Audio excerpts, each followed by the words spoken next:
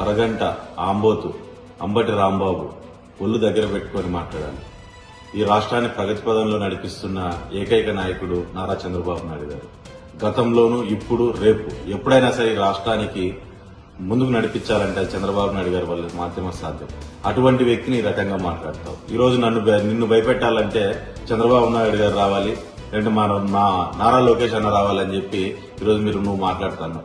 మరి నిన్ను భయపెట్టాలంటే ఎవరూ రావాల్సిన అవసరం లేదు. తెలుగుదేశం జెండా పట్టుకుని కార్యకర్తలు రోడ్డు ఎక్కితే చాలు నువ్వు భయపడిపోయే పరిస్థితి ఉంటుంది.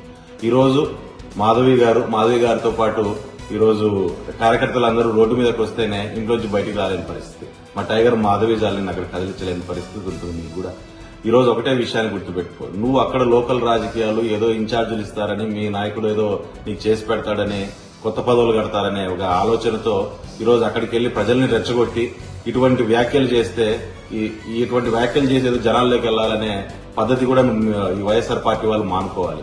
ఈరోజు ఇటువంటి వ్యాఖ్యలు చేసి ఈ రాష్ట్రాన్ని ఏ స్థాయికి దిగజార్చారనే విషయాన్ని కూడా ఈ రాష్ట్ర ప్రజలంతా కూడా ఈరోజు గమనించుకుంటున్నారు. ఇదే పద్ధతిలో నువ్వు ముందుకు పోతే ప్రజలే తిరుగుబడతారు. ముందు తెలుగుదేశం కార్యకర్తలు తిరగబడే స్థాయికి తెచ్చుకున్నావు, ఈ నెక్స్ట్ ప్రజలు తిరగబడతారు. రోడ్డు మీద కుక్కను కొట్టినట్టు కొట్టే రోజు ఖచ్చితంగా దగ్గరలోనే ఉంది అంబటిరావు బాబు. గుర్తుపెట్టుకో.